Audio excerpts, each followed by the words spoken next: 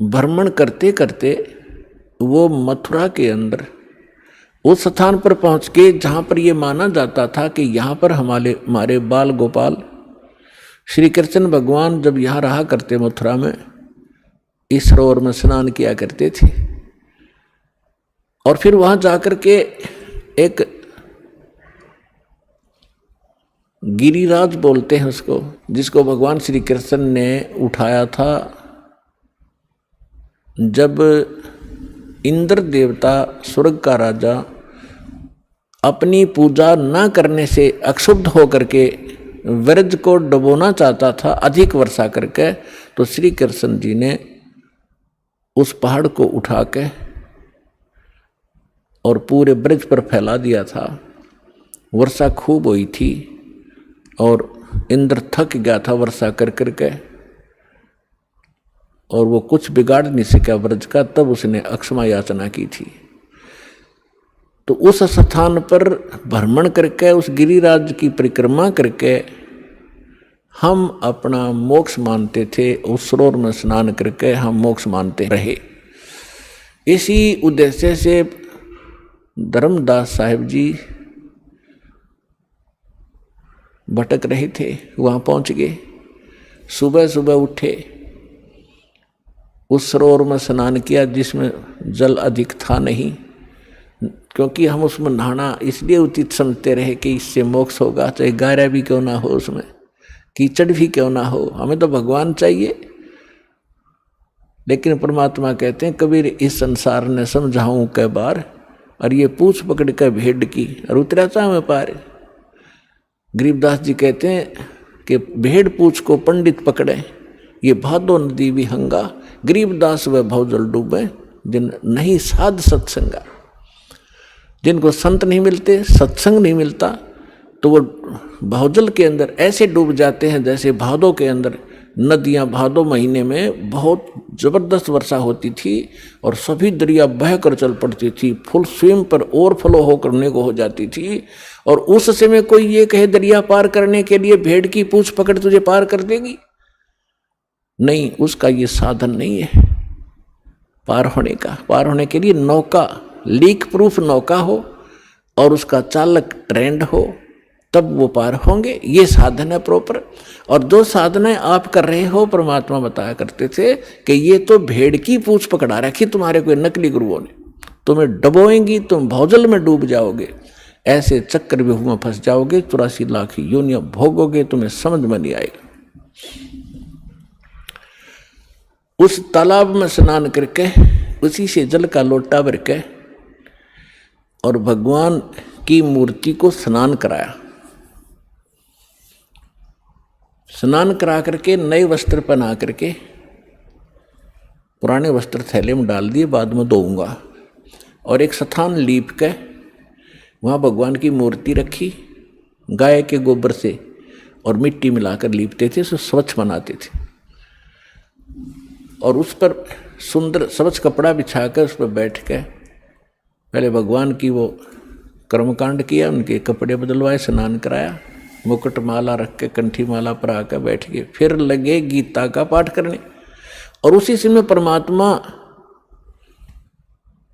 बनारस में आए हुए थे। वैसे तो वो एक सेकंड के अंदर, सेकंड के भी कुछ फ्रिक्शन में जहाँ चाहे पहुँच जाए अपने पूरे ब्रह्मांडों में, एक सेकंड फ्रिक्शन ऑफ सेकंड में, और असंख्य रूप बना ले, वो समर्थ है। तो परमात्मा वहाँ एक जिंदा महात्मा के रूप बनाकर वहाँ पहुँच गए। अब जिंदा महात्मा मुसलमानों में अधिकतर होते हैं, जो काला ओवर कोट पहनते हैं और सिर पर काला ही एक टोप होता है, जैसे गोल गोल से चोटे वाला। ओवर कोट घुटनों से नीचे तक होता है और एक अंडरवियर पहनते हैं, लंगोट, और दाढ़ी और मूछ रखना, सिर पे बाल रखना, ये उनकी पहचान। उनको जिंदा महात्मा कहा करते थे। और जिन भी महापुरुषों को मिले हैं इस वर्तमान में, आदरणीय धर्मदास साहिब जी को, आदरणीय मुरुगदास साहिब जी को, आदरणीय नानक साहिब जी को, आदरणीय दादू साहिब जी को, आदरणीय गरीबदास साहिब जी को, आदरणीय घीसा दास साहिब जी को, इन सबको ये मिले हैं जिंदा महात्मा के रूप में। आदरणीय रामानंद जी को मिले हैं, वो उस समय जो प्रगट थे, 5 वर्ष की आयु का शरीर दिखा रहे थे, उस में मिले।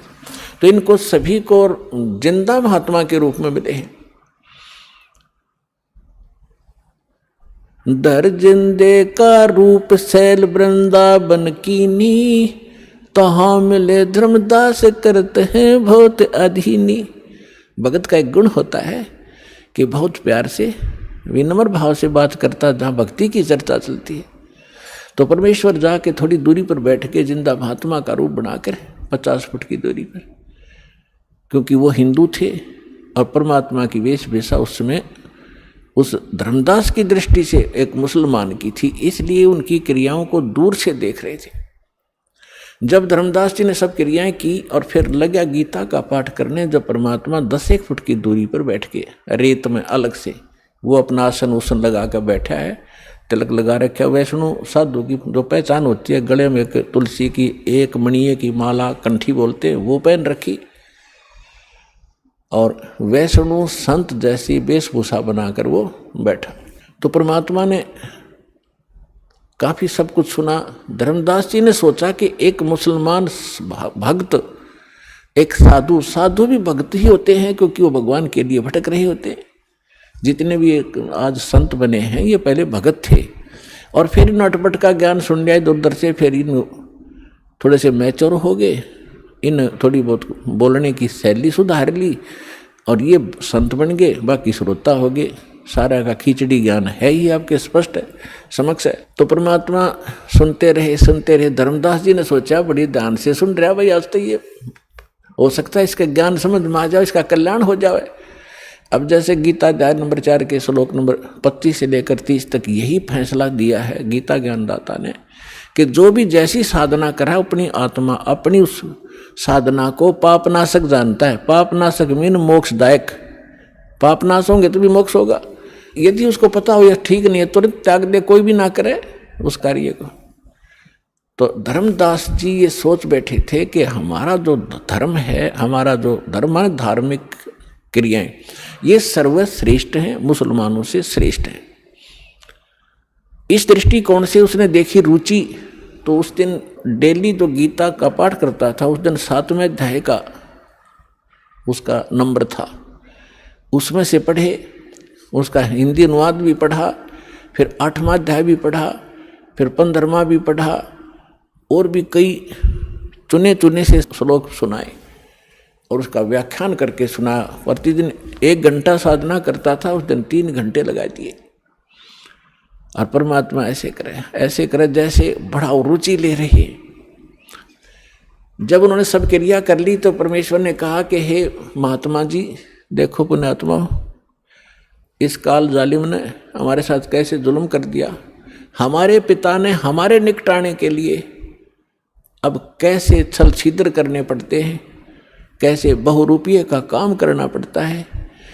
उस 2 कौड़ी के जीव धर्मदास को तो कहते हैं हे महाराज जी, और स्वयं कहते अपने आप को कबीर दास।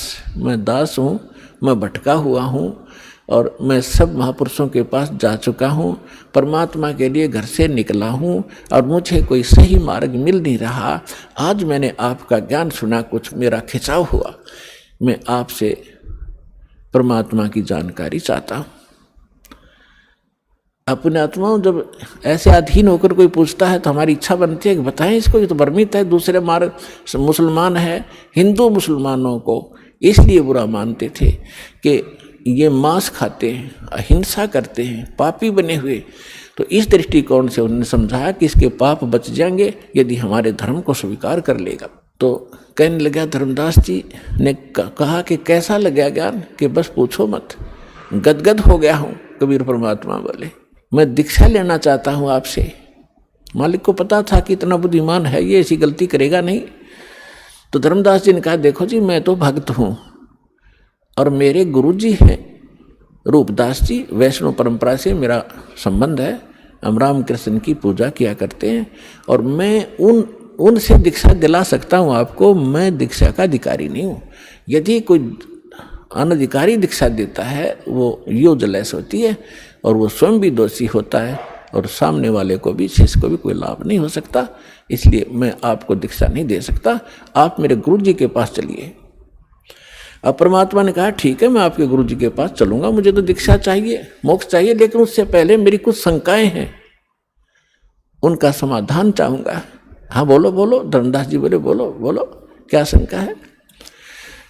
एक तो मुझे बताओ कि मैंने क्या क्या क्रिया करनी पड़ेंगी और क्या नहीं करनी पड़ेंगी।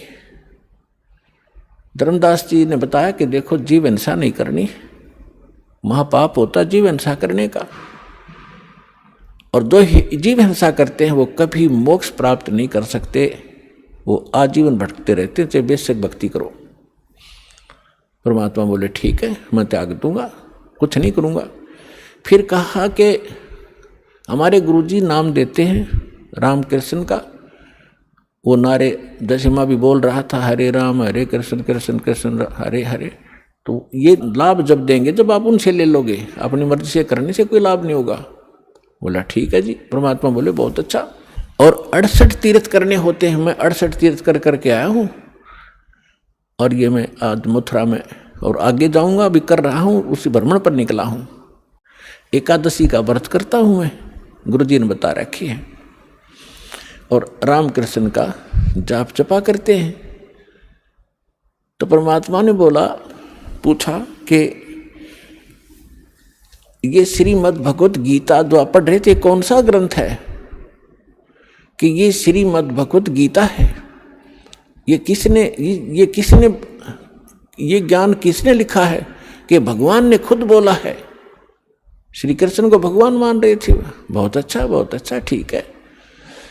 तो भगवान ने, अभी आप पढ़ रहे थे कौन से अध्याय तो मैं बता नहीं पाऊंगा आपको, लेकिन अभी आप कह रहे थे कि उसमें लिखा, अब दास आपको बताएगा जब आप समझोगे। भगवान की उनकी वार्ता एक गोलमोल थी, लेकिन अब प्रमाणित करना पड़ेगा उन्होंने कौन से शब्द बोले थे। गीता अध्याय नंबर 8 के श्लोक नंबर 13 में श्रीमद् भगवत गीता जो आप पढ़ रहे थे उसमें लिखा है, वो आप पढ़ रहे थे कि ओम इति एकाक्षरम ब्रह्म विहारण माम अनुस्मरण ये परियाति तजन देहम सयाति परमाम गति। मुझ ब्रह्म का, गीता बोलने वाला कह रहा है, मुझ ब्रह्म का केवल एक ओम मंत्र है, इति, यही बस, ये एक अक्षर है, और इसका अंतिम सांस तक स्मरण करता बस जो शरीर त्याग कर जाता है वो परम गति को प्राप्त होता है। अच्छा, एक बात और पूछूंगा मैं आपसे कि मैं साधना करूंगा, राम और कृष्ण की जो जाप बताएंगे गुरुजी वह करनी पड़ेगी, लेकिन क्या ये इस गीता में लिखे हैं? कि बोला नहीं, ये गीता में नहीं लिखे हैं। तो परमात्मा ने कहा कि एक किसान का विवाह हुआ और काफी एज्ड हो गया, उसके कोई संतान नहीं हुई। जब वो लगभग 60-70 वर्ष का हो गया तब उसको पुत्र प्राप्त हुआ, 60 वर्ष की आयु में।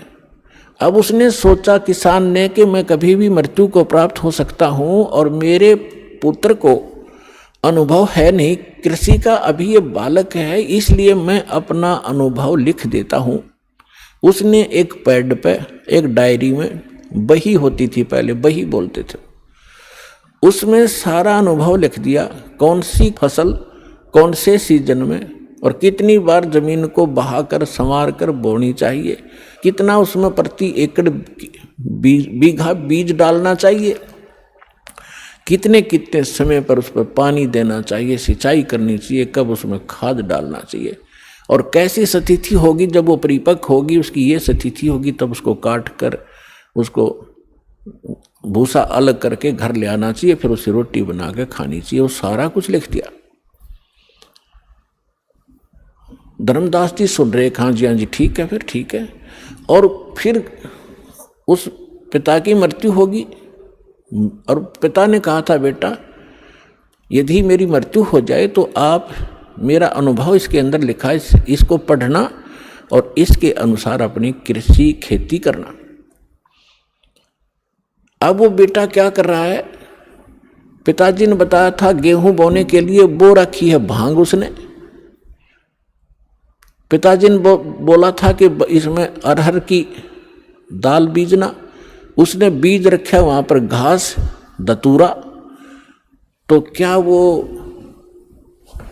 क्या वो किसान का पुत्र धनी हो जाएगा या वो वस्तु प्राप्त कर लेगा? तो उसका पिता बता के गया था कि नहीं नहीं, ऐसा कभी नहीं हो सकता।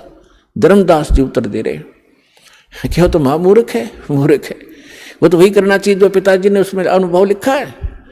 परमात्मा बोले, गीता का ज्ञान आप बताते हो, भगवान ने बोला। हाँ जी, और भगवान ने इसमें लिखा नहीं, जो मंत्र जाप आप करते हो, जो क्रियाएं आप करते हो, व्रत रखते हो, छठे अध्याय के 16वें श्लोक में व्रत को भी बना किया है। आप एकादशी के दिन भूखे मरते हो, तो आप उस किसान के पुत्र से कम है क्या? शतब्द हो गया धर्मदास, क्योंकि पुण्यात्मा पहली बार चाहे कितनी सच्ची बात समझा दे पर अंदर स्वीकार्य नहीं होती, उसका रिएक्शन होता है। और लेकिन वो जख्म बना देती है अंदर, ऊपर से चाहे वो कितना बड़बड़ कर ले, लेकिन अंदर जगह बन गई। तो धर्मदास जी थोड़े से नाराज हुए। परमात्मा बोले, देखो जी नाराज ना हो, मैं तो एक शंका का समाधान चाह रहा हूं, आप मेरी शंका का समाधान नहीं करोगे तो कैसी बात बनेगी? धर्मदास चुप हो गया और मन में ये सोच रहा कि तो मुसलमान है, ऐसी बात करेगा ही करेगा। चुप हो गया, मुंह फेर लिया। थोड़ी देर फिर परमात्मा ने कहा कि देखो, मेरी बात का प्रश्न का उत्तर तो दो, तभी तो मैं मानूंगा, मेरी गलती हो तो क्षमा करो। परमात्मा ने कहा कि जिस सरोवर में आपने स्नान किया है और इसको मोक्ष मांगते हो, ये आपका तीर्थ स्थल है, इसके अंदर कितने जीव जंतु हैं? आपने स्नान किया, रगड़ रगड़ कर मार डाले करोड़ों। और देखिए लोटा भर के लाया था पानी का, जिससे आपने ये स्थान लीपा है, इसमें कितने जीव जंतु देखो, तेरे इस लोटे में देख ले। और तूने जो भगवान की मूर्ति के उस स्नान कराने के लिए छान कर लाया था, तू जब छाना था उसमें कितने जीव थे तेरे छालने में, वो सारे मर गए। और आप कहते हो जीव हिंसा नहीं करते। तो इतना कहकर परमात्मा अंतर ध्यान हो गए, उसकी अरुचि देखकर। अब धर्मदास जी को परमात्मा की जो ज्ञान था हृदय में छेद कर गया और पकड़ लिया दिल उसने। हाँ भाई, गीता में है नहीं राम डरे ढोरे, हरे कृष्ण राधे श्याम सीताराम राम साध राधे श्याम मिला दे। तो खा कही साधना 16वें अध्याय के 23वें श्लोक में, 24वें श्लोक में गीता में परमात्मा ने बताया उसी दौरान। अभी आप पढ़ रहे थे, आप कह रहे थे कि जो शास्त्र विधि को त्याग कर मनमाना आचरण करते हैं उनको ना सुख होता है, ना कोई सिद्धि प्राप्त होती है, ना उनकी गति होती है। उसके लिए शास्त्र ही प्रमाण है, उसके कर्तव्य और अकर्तव्य की व्यवस्था में, उसके अतिरिक्त किसी की मत मानो। तो है तुम्हारे शास्त्र में कहीं पर ये नाम?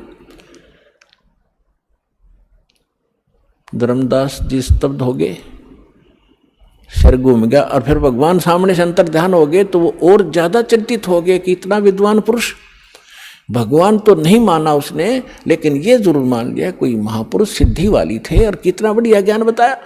और मैं महामूर्ख, आगे ज्ञान सुना नहीं, मेरी मंद बुद्धि, दुर्भाग्य मेरा। और ये कैसा गंदा ज्ञान मेरे अंदर समा चुका है, मैंने सत्य ज्ञान को स्वीकार नहीं किया। ऐसी बहुत गलानी बनी, लेकिन अब बने क्या? रोने के सिवा कुछ शेष नहीं था। सारी रात करवट ले ले रात बिताई और रह कर पर अर्ज की, हे भगवान, उस महात्मा को फिर मिला दे। हे परमात्मा, कौन था वो? भगवान था ही क्या? एक बार मुझे फिर से मिले, मैं सारी बात सुनूंगा। सारी रात बैठकर रो रो कर काटी। सुबह उठा वक्त से उसने सोचा तू रोटी बना ले और फिर खोज करूंगा उस संत का कि तो बैठा पाएगा तो यहाँ तीर्थों पर। सुबह उठा, एक मोटी लकड़ी जंगल से तोड़कर श्याम ने ला रखी थी, ला के रखी हुई थी। वह मोटी लकड़ी चूल्हे में लगाई, उसके साथ सहयोगी लकड़ी जला करके अग्नि जला दी लगा करके। वह मोटी लकड़ी कुछ गिल्ली सी थी, ज़्यादा गिल्ली नहीं थी पर थोड़ी थोड़ी ठीक सी थी। और उसके पिछला हिस्सा जो कटा हुआ था और वो थोड़ी सी थोथी थी, होलो थी, उसके अंदर सुराख था। उसमें चींटियां भरी पड़ी थी। खाना बना रहा था, खाना बनाते बनाते सुबह उठकर वक्त से बनाने लगा तो निकट जब वो लकड़ी आई, उसका एंड, लास्ट एंड आया लकड़ी का, तो उसका ध्यान पड़ा। सारी भात बना ली, रोटी बना ली, क्या देखा कि चींटियां अंडे मुंह में लेकर सफ़ेद सफ़ेद और उस लकड़ी से बाहर निकलने का प्रयत्न कर रही है। लकड़ी के एंड पर एक तरल पदार्थ उबल रहा है, गर्म होने के कारण वो बाहर निकलती है, उसमें गिर कर चटक चटक जल रही है। जब धर्मदास जी ने देखा कि वो तेरे की आज तो अनर्थ हो गया, आज तो जुल्म हो गया, इस सारे भात में ना जाने इतनी लंबी लकड़ी में 2-2.5 फुट की लकड़ी जल गई है, इसमें तो करोड़ों चींटी मर गई विद एग, अंडों समेत मर गए हो। भगवान, आज जैसा पाप अपराध मुझसे कभी नहीं हुआ होगा। तुरंत शेष लकड़ियों को बुझा, जल डाला। अब सोचा कि इस पाप से बने हुए अन्न को मैं कैसे खाऊं, आज तो बहुत अपराध हो गया। उसने सोचा आज मैं निराहार रहूंगा, इस आहार को किसी साधु संत को खिला दूंगा, मैं पाप मुक्त हो जाऊंगा। भक्त श्रद्धालु जैसी उनकी आत्मा अलाउड करती है, उसी तरह अपने को पाप मुक्त करने की वो चेष्टा किया ही करते हैं, शायद ऐसे बच जाऊं। अब सारे उस भोजन को लेकर थाली में रख कर कपड़ा ढक के और चला संत की खोज में। अब हम क्या सोचा करते थे, हम हिंदू वर्ण में हम सोचते थे अब उस सारे भोजन को लेकर दरके थाली में और साफ कपड़ा ढक के और चला संत की खोज में। हम साधु संत को किसको मानते हैं, या दाढ़ी बड़ी हो, सिर पे बाल हो बड़े बड़े, लाल कपड़े पहन रखे हो, गले में माला हो, या कतीनी वस्त्र हो, राख लपेट रखी हो, लंगोट बांध रखा हो ओनली, या मूंड मुंडा रखा हो, कति गोटम गोट हो, लाल कपड़े अवश्य हो, हम ऐसे को संत मानते हैं। तो परमात्मा ने ऐसे एक साधु का रूप बनाया, लाल कपड़े पहन के, दाढ़ी मूछ थी ही, और उनको बांध के जैसे ये ऋषि में ऋषि वागर हिंदुओं के ऐसे बैठ गए एक वृक्ष के नीचे। धर्मदास जी की नज़र पड़ी कि हाँ संत बैठे हैं। जाते ही थाली रखती और कहा भगवान भोजन पाओ, दास का भोजन पाओ। परमात्मा बोले रख दे भाई। धर्मदास मुझे भूख लगी है। जब उन्होंने धर्मदास नाम कहा तो सामने देखा, लेकिन परमात्मा का रूप अन्य था, नहीं पहचान सका। उसने सोचा मैं भंडारे करता रहता हूँ, साधु संत आते हैं, जानते होंगे मुझे।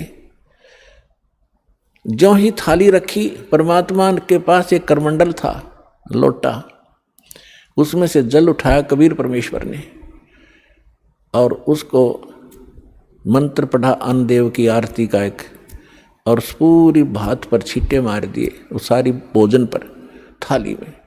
एकदम सारा भोजन, रोटी भी, दो भी सब्जी थी, सब कुछ चींटी बन गई। वह थाली काली होगी और अंडे मुंह में लेकर वो बाहर निकलने का प्रयत्न कर रही है। तो परमात्मा उसी रूप में हो गए जो पहले दिन वार्ता हुई थी, जिंदा वाले भेष में। तब धर्मदास जी ने देखा कि सचमुच ये तो वही महापुरुष है। तब परमात्मा ने कहा, अरे अत्यारे, कल क्या कह रहा था तो कि जो जीव हिंसा करते हैं वह कभी मोक्ष प्राप्ति नहीं कर सकते, और तेरे से तो कसाई भी अच्छा, तो कसाई से भी बुरा तने कितने जीव मार दिए। चरणों में गिर गया, पैर पकड़ दिए, कहा भगवान ज्ञान बता दो, हम तो अंधे हैं, हमारी बुद्धि तो कति झेरे कुएं जैसी है। जो ज्ञान हमने आज तक सुना और उसी को हम सत्य मान रहे थे, आपका ज्ञान पहली बार सुनने से मन को स्वीकार्य नहीं हुआ। हे भगवान, अब मैं आपका सारा ज्ञान सुनूंगा। तो परमात्मा उनको लगे बताने अपने आत्माओं, जैसे तुलसीदास जी ने लाखों वर्ष पहले घटी घटना रामायण वाली अपनी दिव्य दृष्टि से देखकर अपनी भाषा में उसको पुनः एज इट इज चित्रार्थ कर दिया, जो आज पूरे हिंदू समाज को मान्य है। घटना वही है, सिर्फ भाषा में अंतर कर दिया, कोई अंतर नहीं। इसी प्रकार परमेश्वर कबीर जी को प्राप्त होने के उपरांत परमेश्वर ने गरीबदास जी का ज्ञान योग खोल दिया। अब ये जो हमारी जो दिव्य दृष्टि है, ये समझो एक दूरबीन है जो दूरदर्शी होती है, सूक्ष्मदर्शी होती है, ऐसी दूरबीन समझो। और इसकी अक्षमता होती है। एक तो ऐसी दूरबीन होती है आधा किलोमीटर तक ही कुछ देख सकती है, एक ऐसी होती है नक्षत्रों तक देख लेती है यहाँ बैठे। तो इसी प्रकार जो तुलसीदास जी की जो दिव्य दृष्टि थी, दूरदर्शी, थोड़ी अक्षमता की थी, और गरीबदास जी के को प्राप्त जो दिव्य दृष्टि थी, उसने असंख्यों युग पहले का ज्ञान और आज से 600 वर्ष पहले जो भगवान के साथ घटना घटी और भविष्य का जो ज्ञान उन्होंने अपनी अमृतवाणी में बताया है। तो उसके आधार से आपको थोड़ा सा वर्णन करते हैं, क्योंकि महापुरुषों के मुख से उच्चरित वाणी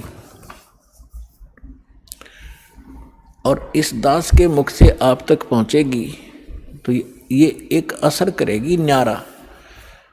जैसे एक तो वचन कहे एक सिंपल मैन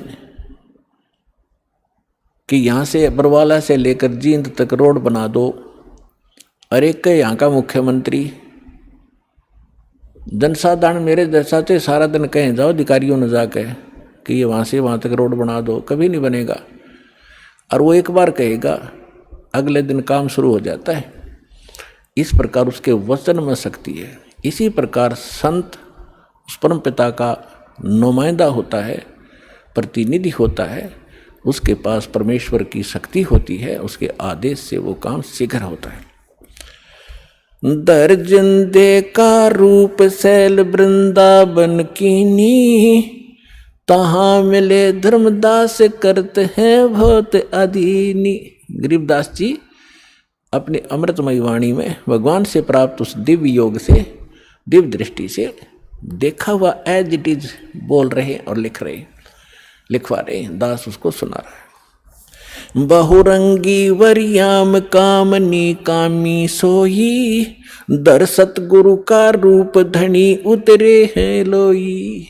ये संसार, गरीबदास जी कह रहे हैं, जिंदा महात्मा का रूप धर के सैल वृंदावन वृंदावन की सैर सपट्टा करने के लिए चले, और तहाँ मिले धर्मदास जो करते हैं बहुत अधीनी, बहुत विनम्र आत्मा के थे।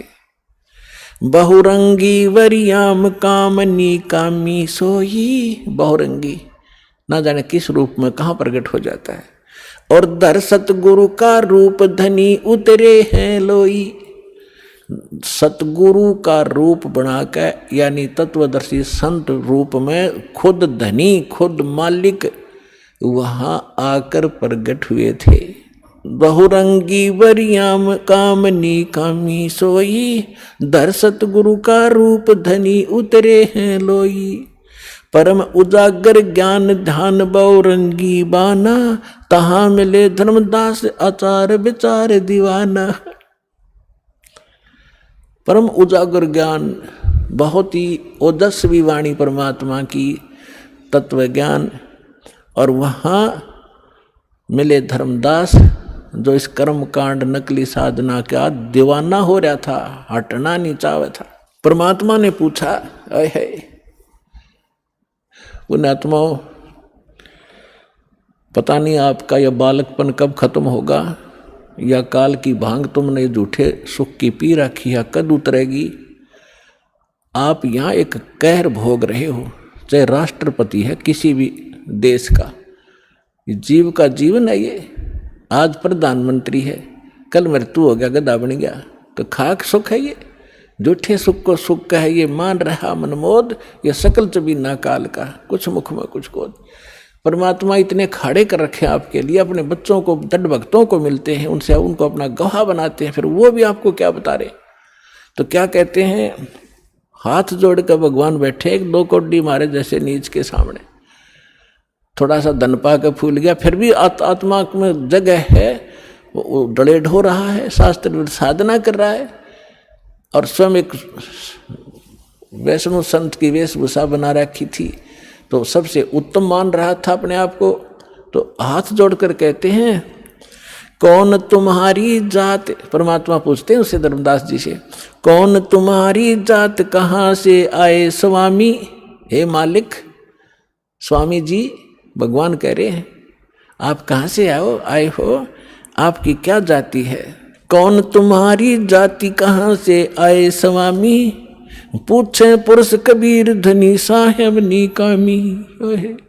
पूछे पुरुष कबीर, पुरुष माने परमात्मा, परमात्मा कबीर वो कुल का मालिक, कुल धनी साहेब निष्काम भाव से, निस्वार्थ भाव से परमार्थ के लिए अपने उस आत्मा के अज्ञान को हटाने के लिए ये फार्मूला अडॉप्ट किया। कौन तुम्हारी जात कहाँ से आए स्वामी, पूछे पुरुष कबीर धनी साहेब निकामी।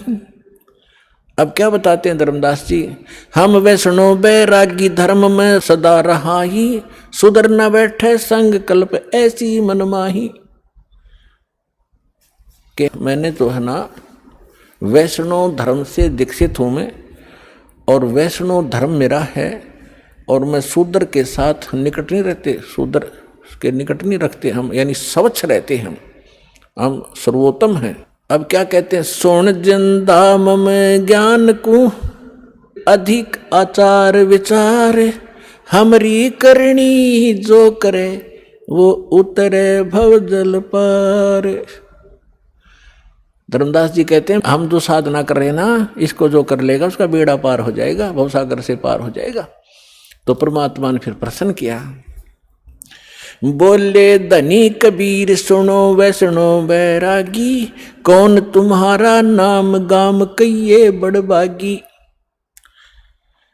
कौन कोम कुल जात कहाँ को गवन किया है, कौन तुम्हारी रेस किन्हें तुम नाम दिया है। आपका गुरु कौन है, कौन तुम्हारा ज्ञान ध्यान सुमरण है भाई, कौन पुरुष की सेव कहाँ समाधि लगाई। तुम किस भगवान की सेव माने पूजा करते हो, किस पुरुष की, और कहाँ समाधि लगाते हो। को आसन को गुफा के भर मत रहो सदाई, सालिग सेवन कीन बहुत अति भार उठाई। आपका कोई स्थान ठिकाना है, आश्रम है, कोई गुफा है, या कहीं, या ऐसे रमते राम घूमते फिरते ही रहते हो, और आपने ये सालिग्राम वगैरह ले रखे हैं, बड़ा भार उठा रखा है। झोली झंडा दीप धूप तुम अधिक आचारी, बोले धनी कबीर भेद कइयो ब्रह्मचारी। हमको पार लंघाइयो परम उजागर रूप, जिंद कहे धर्मदास से तुम हो मुक्ति स्वरूप।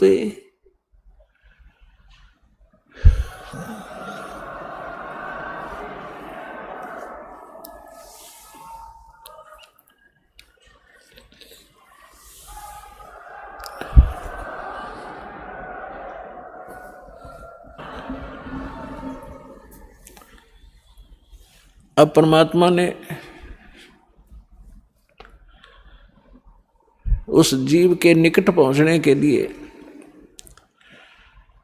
कहा कि हमको पार लंघाइयो हे परम उजागर रूप, और जिंद कहे धर्मदास से। परमात्मा जिंदा रूप में थे, और तुम हो मुक्ति स्वरूप। आप तो बिल्कुल ऐसे लगते हो जैसे आप तो पार होए पड़े हो, और मुझे भी वो मार्ग बताइए ताकि मेरा उद्धार हो। परमात्मा कह रहे हैं धर्मदास जी से। अब धर्मदास जी बताते हैं, बांधोगढ़ है गाम नाम धर्मदास कही जय, वैसे कुली कुल जात सुधर की नी बात सुनी जय। बांधवगढ़ मेरा गांव है, नाम मेरा धर्मदास है, और वैश्य कुल में मेरा जन्म है। हम शूद्र को निकट भी नहीं आने देते, हम इतने स्वच्छ हैं। सरगुण ज्ञान स्वरूप ध्यान सालग की सेवा, मल्याग्र छिड़कंत संत सब पूजे देवा। 68 तीर्थ नान ध्यान कर कर हम आए, पूजे सालग राम तिलक गलमाल चढ़ाए। धूप दीप अधिकार आरती करें हमेशा, राम कृष्ण का जा परटत हैं शंकर शेषा। धर्मदास जी बता रहे हम ये साधना करते हैं। नेम धर्म से नेह सने दुनिया से नाही, आरूढ़ बैराग और की मानू नाही।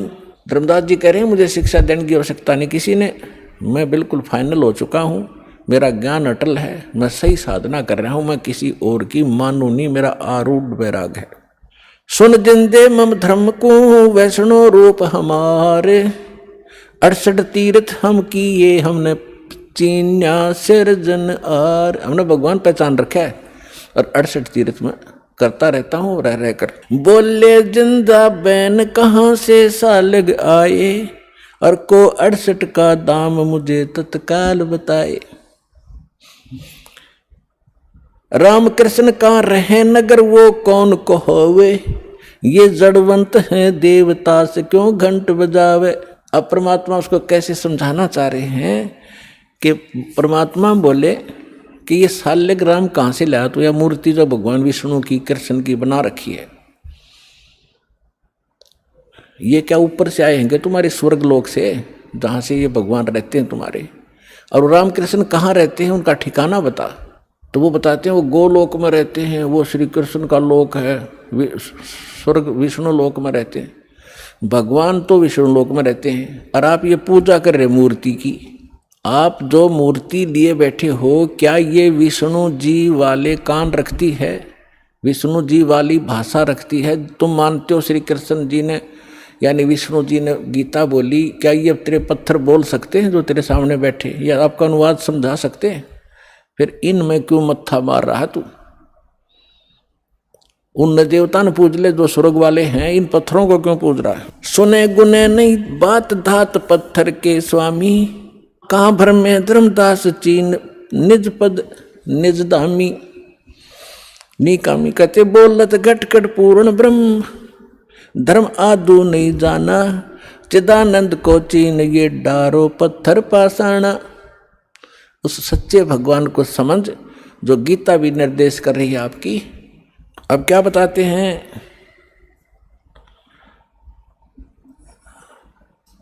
बोलत घट घट पूर्ण ब्रह्म, धर्म आदू नहीं जाना, तूने परमात्मा को नहीं समझा दो, और चिदानंद को चीन डार पत्थर पाषाण। वो सचिदानंद घन ब्रह्म को पहचान, इन पत्थर और इन पाषाण को पटक दे। जैसे गीता अध्याय नंबर 18 के श्लोक नंबर 62 में कहा कि अर्जुन तू सर्वभाव से उस परमेश्वर की शरण में जा, उसकी कृपा से तू परम शांति को और सनातन परम धाम को प्राप्त होगा। तो आप मान लो श्री कृष्ण गीता बोल रहा है तो वो तो खुद कह रहा है विष्णु तो कि कोई और है भगवान, उसकी शरण में जाइए।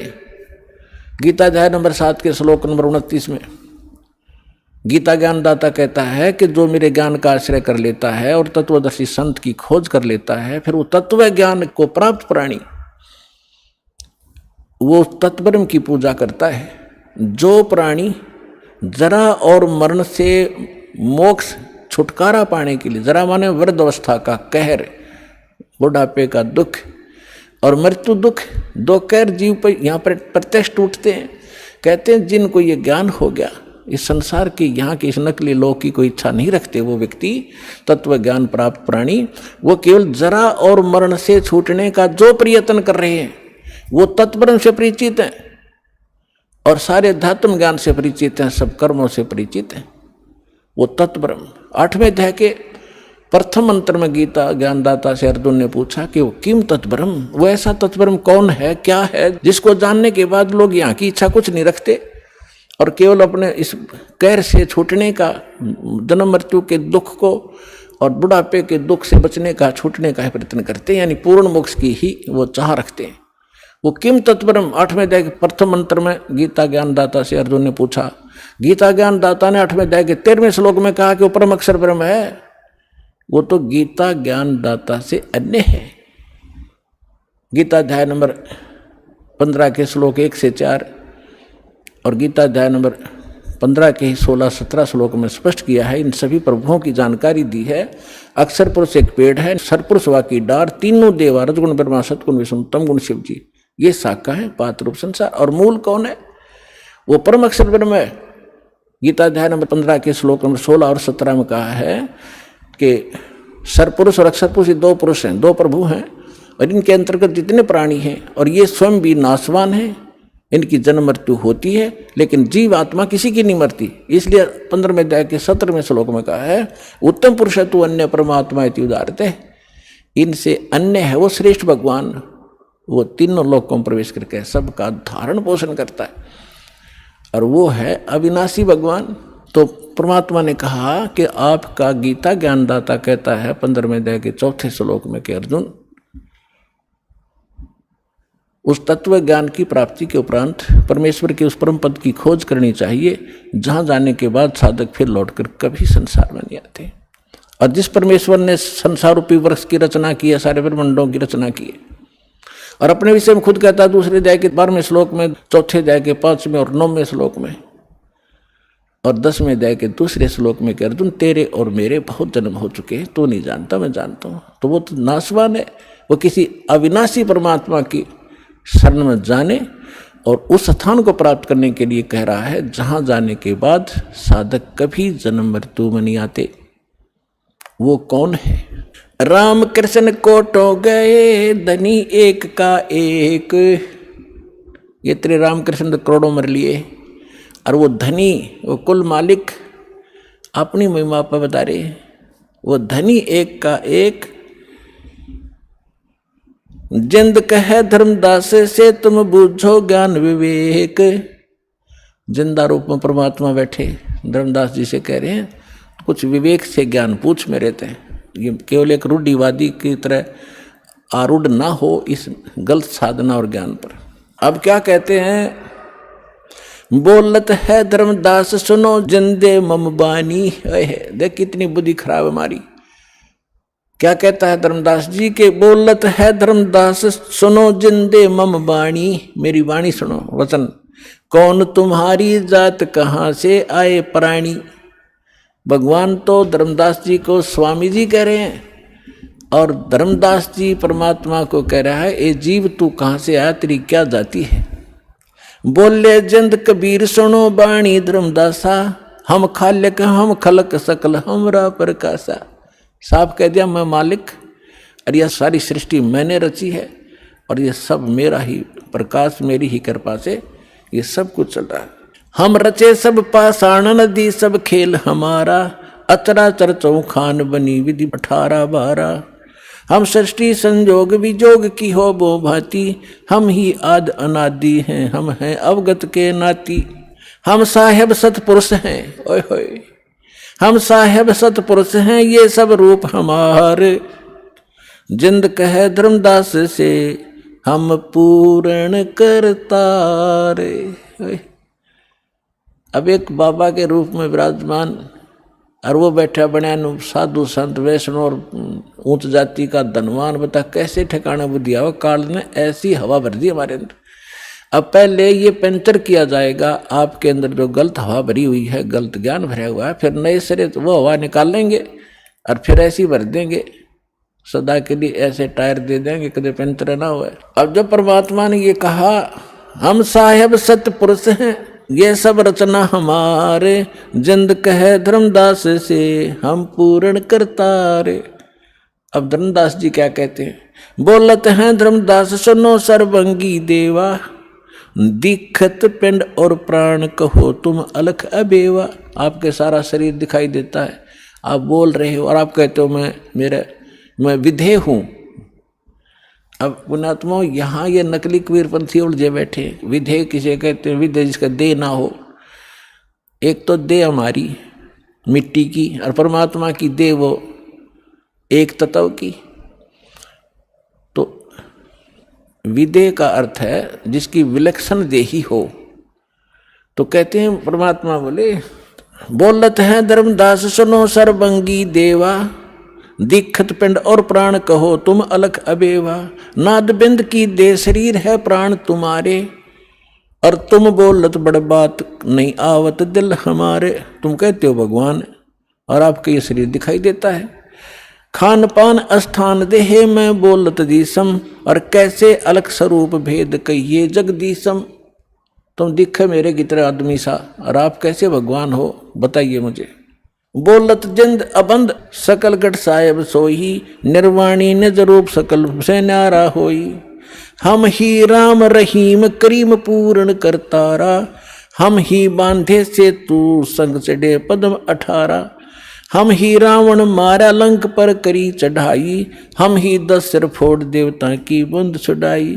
हम ही शक्ति से सती सीता और जति लक्ष्मण हनुमाना, हम ही कल्प उठाए करते हैं हम ही 6 माना। अब क्या बताते हैं परमात्मा कि तेरे रामचंद्र का ब्योत नहीं था, रावण को मार दे या उस समुद्र पर पुल बना ले, हाथ जोड़ के खड़ा रहा 3 दिन थी समुद्र में। जब हमने जाकर के वहां एक पहाड़ के चारों तरफ रेखा खींच दी थी अपनी सोटी तय डंडी तय, और वो पत्थर हल्का कर दिया था, फ्लोटिंग बना दिया था सिद्धि तय, और ये अनुमान अर्थ बाद में उन्हें ठाठा लाए थे। और जब बना था और रावण मरे था राम पर, जब बखल कति अंदर से पुकार की थी हमारे को, जब हमने जाके तीर ठोका था, हम दिखाई नहीं देते, हमारी देह ऐसी है। फिर कहता है बोलत है धर्मदास जननी को थारी। परमात्मा कहते क्षण क्षण में धरती पग धरूं और क्षण में आकाश, हमरी गति कोई ना लखे सुन ले धर्मदास।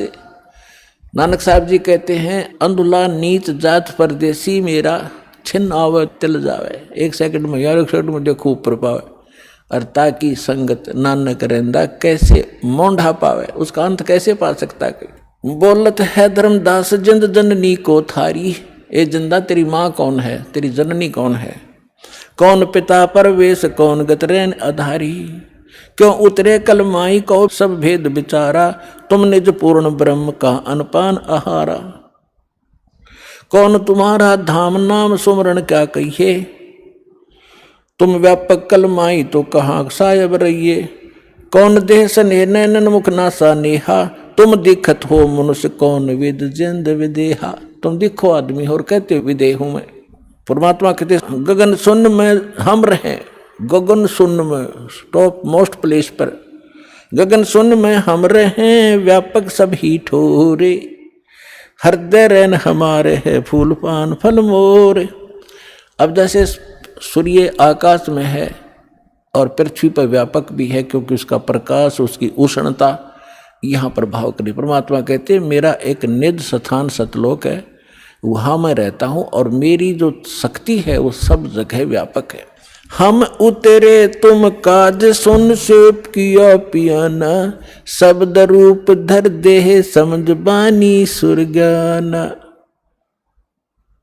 हम तुम्हारे कारण ऊपर सुन से उतरे हैं, एज इट इज आए हैं हम। जैसे वेदों में बताया परमात्मा ऊपर रहता है और वहां से गति करके आता है, बिजली जैसी तीव्रगामी बिजली जैसी गति से आता है।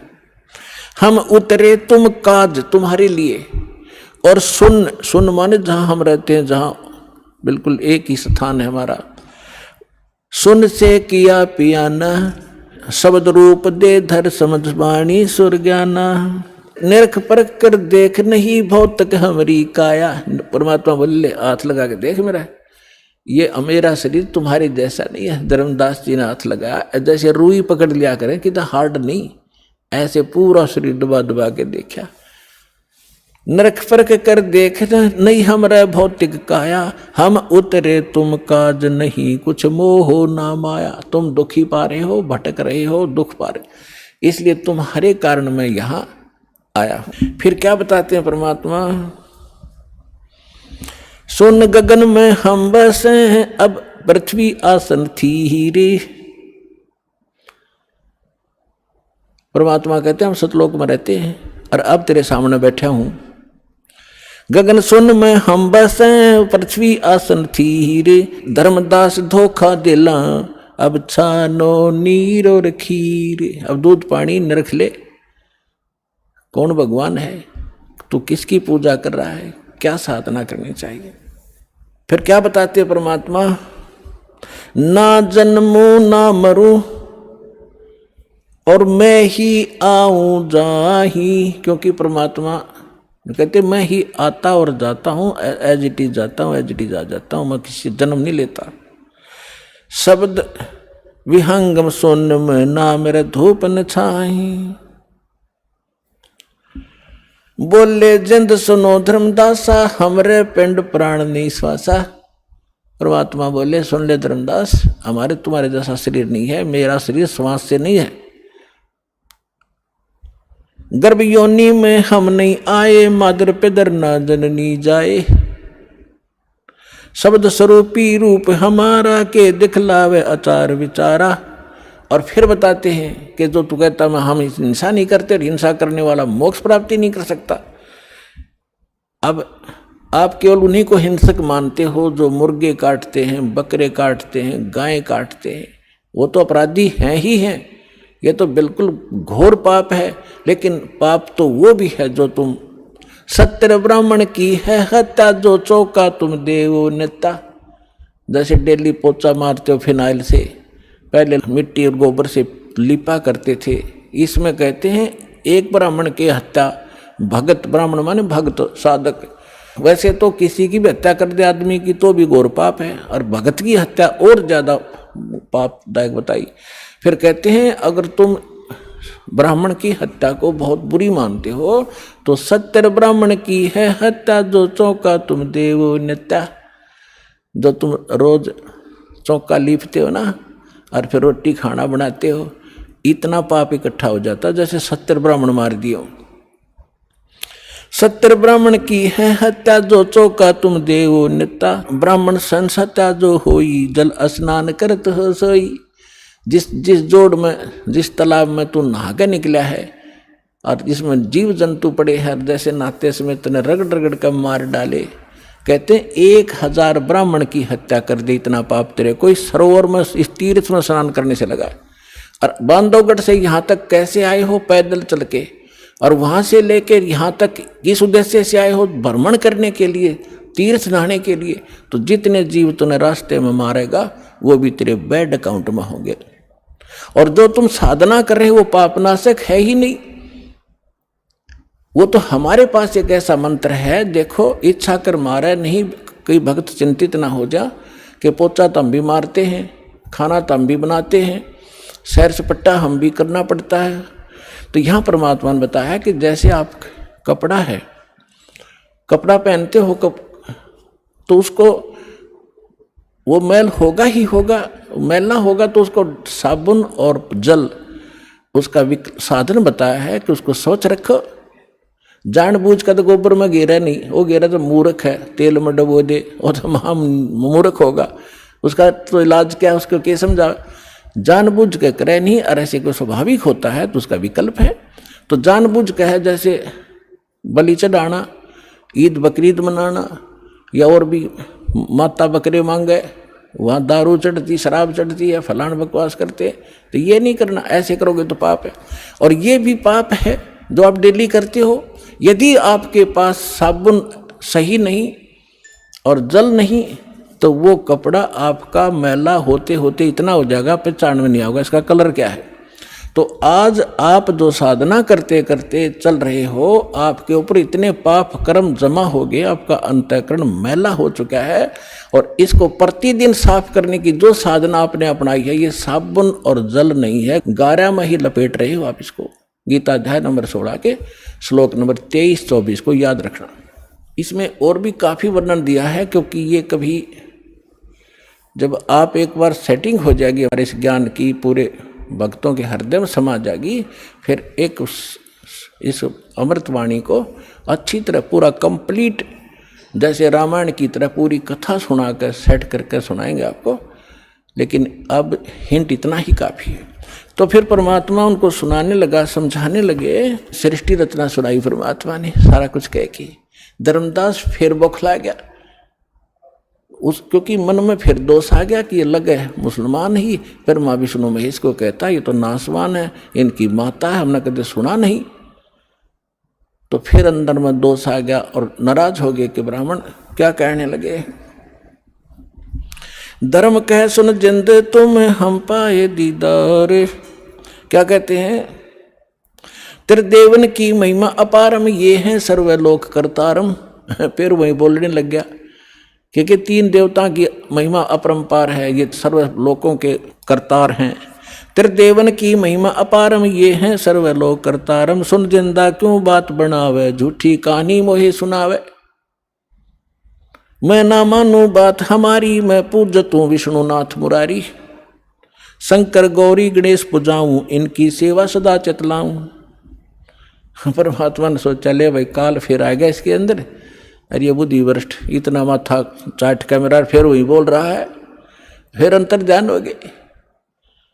और जब वो कह तो गया गुस्से में, क्योंकि ये पिछला ऐसी बनती है, कई जितने भी आप यहाँ आए हो 90% जिन्होंने पहली बार ये ज्ञान सुना या टीवी पर देखा, 20 गाली दी होंगी दास को, ये क्या बकवास कर रहा है, ब्रह्मा विष्णु में इसको क्या बता रहा है। और आज आपको क्या दिखाई देता है, आपका मोतियाबिंद था, वो दास ने ऑपरेशन कर दिया इस ज्ञान से, परमात्मा के ज्ञान से। आज इस ज्ञान के अतिरिक्त आपको कुछ भी दिखाई नहीं देगा। तो वही धर्मदास के साथ बनी। अब परमात्मा अंतर ध्यान हो गए, अंतर ध्यान हो गए। देखो जब तक लाइट है, एसी रूम में बैठे हो तो कोई दिक्कत नहीं, और लाइट चली जा बिजली, और फिर देखा हालत आपकी, पसीने आ गए, हाहाकार मच गया। तो इसी प्रकार जो परमात्मा साथ बैठे थे, बड़ा काल दूर था, कोई परेशानी नहीं थी, कोई चिंता ऐसी नहीं सता रही थी। और जब भगवान वहाँ से हटे तो यह चिंता कि ऐसा ज्ञान अरब युग कभी नहीं आवे, क्यों दूसरी बार मैंने धिक्कार दिया तो बुरा हाल हो गया। तावारोवत धर्मनि नागर, कहाँ गए मेरे सुख के सागर। अति वियोग हुआ हमसे ती, जैसे निर्धन की लुट जा खेती। हम जाने तुम दे स्वरूपा, हमारी बुद्धि अंधगर गुपा। हमने तो आपको मनुष्य मान लिया हमारे जैसा, और हमारी बुद्धि तो अंधे झेरे कुएं जैसी है। भगवान हम कैसे उठ सकते हैं ऊपर को। हम तो मानुष रूप तुम जाना, सुन परमेश्वर का किया पियाना। हमने तो आपको अपने जैसा मनुष्य मान लिया। हे भगवान आप चले कहाँ गए, मुझे ये बता दो। बेग मिलो कर हूँ अपघाता, मैं ना जीवूं सुनो विधाता। या तो जल्दी दर्शन दे दो, नहीं आत्महत्या करूंगा, मैं रह नहीं सकता। ऐसा ज्ञान सुना दिया, या पूजा कर नहीं सकता, आगे मार्ग मिला नहीं। अब शॉर्ट में बताऊंगा कि उस समय ज्यादा होगी। ऐसी बहुत बार घटनाएं हुई, बहुत बार, लेकिन बहुत शॉर्ट में बतानी पड़ती है क्योंकि समय, ये कथा अपार है और समय सीमित है, जीव की अक्षमता भी सीमित है ज्ञान ग्रहण करने की। इसलिए तो वहाँ से धर्मदास जी घर आ गए और बुरी तरह रोन, जैसे बच्चों के माँ बाप मर जाते।